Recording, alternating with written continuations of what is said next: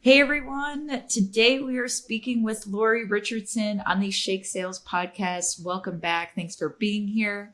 Lori is a podcast host of Conversations with Women in Sales, and she's a revenue strategist at Score More Sales and the author of her new book, She Sells, which we'll be diving into a little bit more today and just talking about all around the subject of women in sales. So Lori, thank you so much for being here. Do you mind taking some time to introduce yourself? Sure. Yeah. Thanks, Maggie. You did a good job. And I spent about 16 years in business to business selling myself and started in my early 20s as a single mom. And I really love sales. It's a game changer that equals what, anyone can do in business.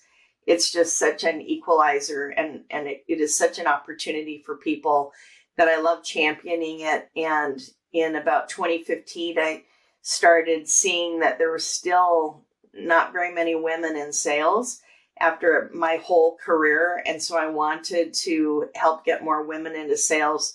So I started Women Sales Pros, and we have an event called the She Sells Summit that's going to be April 6th. And we do about an annual event where we invite all the different women in sales groups. So that's kind of a cool thing that I'm working on right now.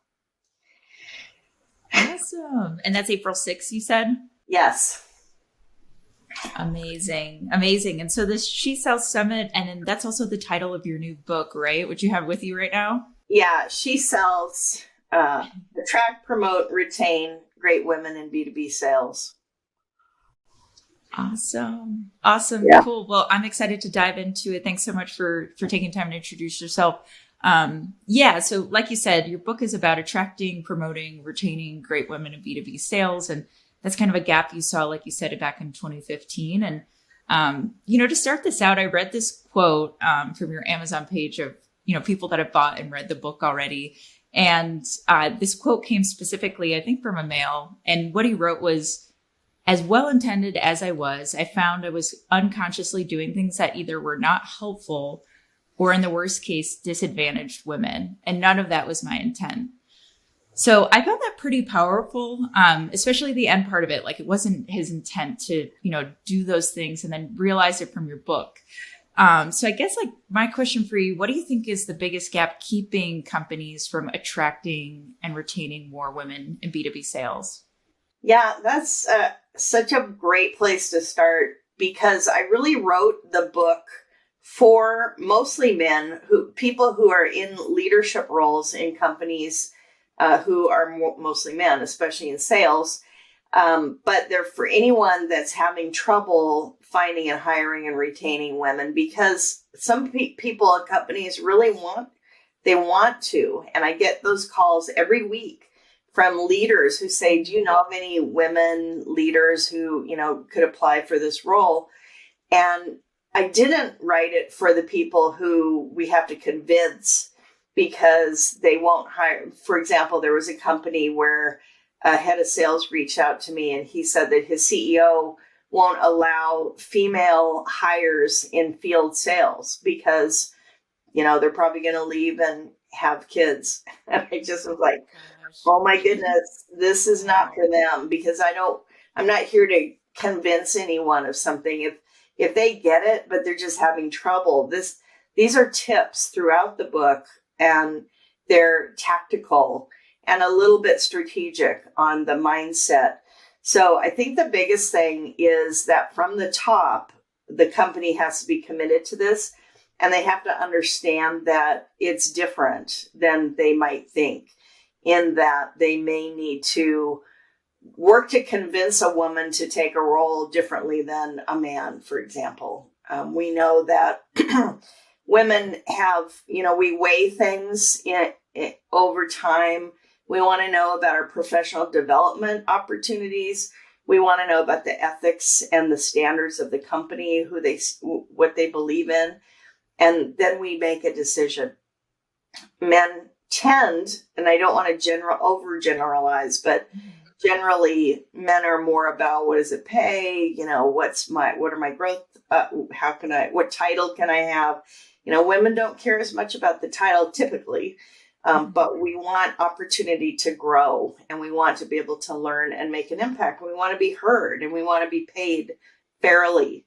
So if a company can cover all those things, it makes it a lot easier to get someone's attention and then to retain them. Got it. So it sounds like, and obviously, like you said, your book goes into more tips about it, but the general overall picture is just more thinking intentionally about it. And I think going back to that quote from that guy of the review that he left of, it's just like, maybe it wasn't their intention to write a, job position or job description a certain way, but, that could keep women from applying to a specific job or wanting to work somewhere or seeing someone's LinkedIn page. And maybe most of the team is male, which would intimidate myself when applying for a job there. So it sounds like it's just being more intentional about thinking back and taking a step back of what would women want out of this role. Yeah, absolutely. And I have a good friend named Shep Maher, who's a sales leader in the Bay Area. And he speaks on panels sometimes. He's one of those really good guys who is, happy to speak up about opportunities for people that are less likely to be hired in the workplace. And he spoke on a panel once. We were at Dreamforce, actually. And afterwards, he had some of his team in the audience, and there were some women team members there. And he told me that instead of, you would just think like, oh, what a great job I did. But he went to the women and said, did I represent what we're doing fairly? I mean, like, what did I miss?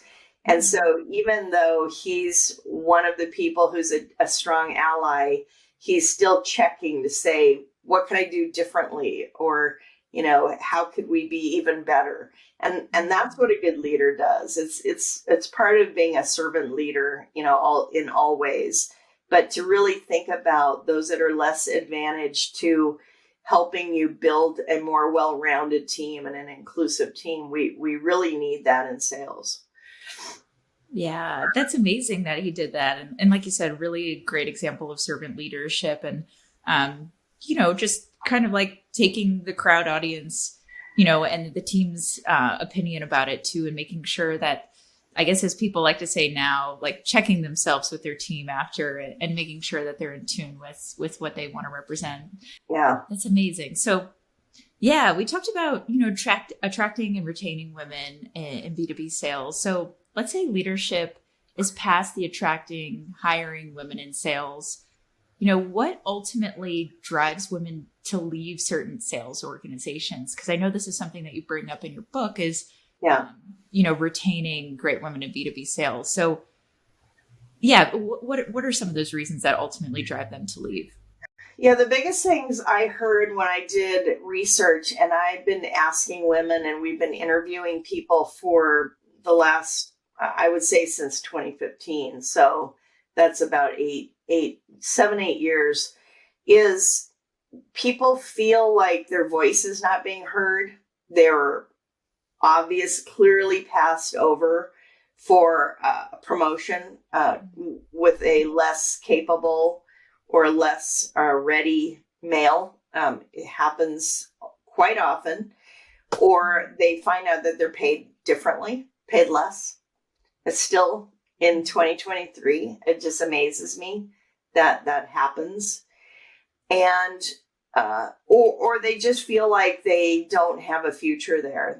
They're not being heard. They're not part of the group, the team. And so they go to another company. And this is where, for all the efforts to recruit someone and to help onboard them and give them a good experience, you don't want to lose them because it's just status quo or it gets stagnant. So you need to keep talking, just like we were talking about a minute ago, is getting feedback and seeing how can we be even better and making promotions that really matter, not just in title, but in pay as well. Yeah, absolutely. Progressing there and making sure that they're, being treated fairly. Like you said, it's still shocking that there's pay differences and we're in 2023, which people have been talking about for a while, especially with women, specifically women in sales too. And women of color. Reasons of, yeah, exactly. And you gave those reasons of saying, it's obviously, if any of us, the two of us talking right now, that would be a reason for us to leave too. If we're figuring out we're getting paid less or getting skipped over for obvious promotions and things like that. And how do you feel like those reasons differ from men leaving companies? I think a lot of times men are practical. They have a bigger opportunity. There's a lot of people out there recruiting, and it seems to me to be more of, I can get this title. I can get closer to my goal of CEO or VP sales or what have you.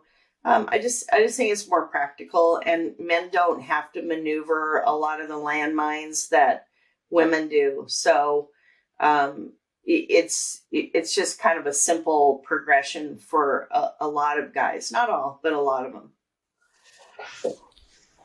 Got it. So it's a bit more, those moves are a bit more practical. So more is having to do with, like a pay raise or, the next opportunity at a different company and things like that. Okay. Yeah. Or they get a new boss that they clash with, what have you. Gotcha. What leaves them to leave there. Okay. Yeah. And, it's interesting, those points that you bring up too, especially as far as you've put in all this effort of attracting women, going through the hiring process, having someone on board, and then making sure, and retaining those employees that you have across the board, but especially women, like you said, and just making sure that, you're digging in and seeing, hey, what's going to keep them here? What am I doing? Where's the feedback coming from? So would you say that's a big part of it, is really just receiving that feedback to make sure, leadership can stay on path with, keeping their team? Yeah, an inclusive sales team is an advantage to a company. So it should have metrics and discussion, just like any other thing, any other aspect of a sales team or go-to-market motion that a company has. So in just like anything else, we need to regularly talk about how are we doing. Are we looking for more diverse candidates? What's happening? And really discussing things. The more we can comfortably discuss, the better we're going to be. Got it. Yeah. So just having those vulnerable conversations. And yeah, I like that you compare it. I was just talking with someone the other day about, there's a lot of relations between, I used to be a recruiter. I'm also in sales now. And there's a lot of relations between sales and hiring processes, but also I didn't even think about it from that sense of like the retaining process. And it's the same way we could think about customers almost of, are we receiving feedback? Are we listening to them, whether it be calls or hearing testimonials or just reviews that they leave us? And are we taking that all into consideration when we sell and when we have customer success and retain customers there too? That's awesome. And not just down the road, but in 30 days, 60 days, 90 days, just like a new customer, we would want to know, how are things going? Are you really trying things out? Because we know that renewals in SaaS, it starts early on. You don't go 11 months in and then say, hey, you're going to renew in a month. Oh, how's everything going? And it's the same with people. Yeah. Yeah. Which, we've all seen with some SaaS companies before. But yeah, you're right. It's the same with people. And also that part of like setting up goals. So just like, we talk about all the time in SaaS B2B, like, hey, let's set up goals for these clients, make sure we're hitting them. That's the goal of CS, is they want to make sure that they're on track for why they signed up for this tool to begin with. And I think the same thing happens with hiring as well, and keeping and retaining talent is, here are the goals that they talk to us about in our beginning interview. Let's see if they're on the path to do that, because that's ultimately what's going to make them stay.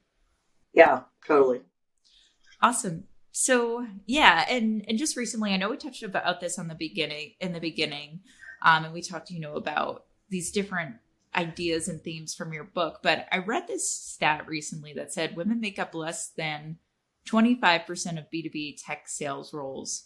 but profits are 50% higher when women are well represented. So yeah, I found it interesting. Yeah, I'd like to see that stat. I'm not sure of that one. But definitely 25% of women in like entry level sales, early sales roles is possible. We've lost a lot of women. So I don't even know. No one's done anything post pandemic. So I'm looking forward. I talked to LinkedIn about doing something, and they're, thinking about it among all the other things that they do. It would be really great to get some updated stats. The sad thing is that the higher you go in sales, the less women. And so last I saw, and this was pre-pandemic, was that women only represented between 11 and 15% of VP sales and above. And it depends whose survey you look at, but that was pre-pandemic. And I'm here to say that it could be lower now. And so we know that women make great leaders, and we know that women can be great in sales. We know that sales isn't for everyone. So just because someone's female doesn't mean they're going to be good in sales. And we know some great men in sales too. For me, what I've learned over time is that there are 21 core sales competencies that strong salespeople have. And so I work towards that rather than whether someone's male or female. But I say, if women are just as good, generally speaking, why aren't there, half of the sales team? Why isn't half the sales team female? It's just part of the old boys network, that started years ago, that men built sales, men built business, and we've been let in, slowly over time. So, but there's still a lot of structural issues that we need to work on before we can, start attracting more women in sales too.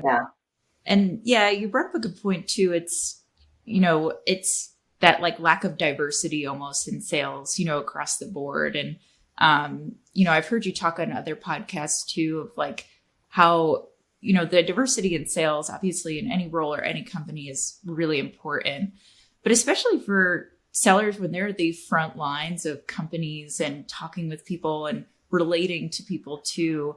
I've heard you talk about that. That's a really important factor to have on your sales team, if I'm not mistaken. Yeah, absolutely. Absolutely. Yeah. So, thank you so much for talking with me today, and, going through a couple questions here around your book, and, just to kind of finish off here, where can people find your book? Where can they learn more about what you're doing? Right there. But where's the best place to find you? On Amazon. There is a Kindle version. There's this easy to read paperback version. People say they can do it in 2 sittings, maybe even 1. I challenge people.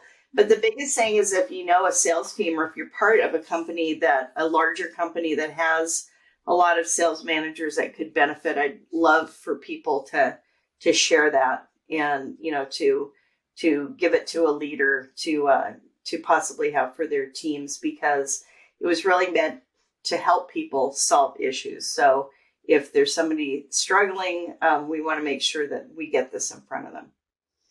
Yeah, absolutely. And from what you said earlier too, it's for people who already know that they're, struggling with hiring, attracting, promoting, retaining great women, to really give them the tools to do that, and give them the confidence to find the right women and bring them into sales as well. But awesome. Lori, thank you so much for talking with me today.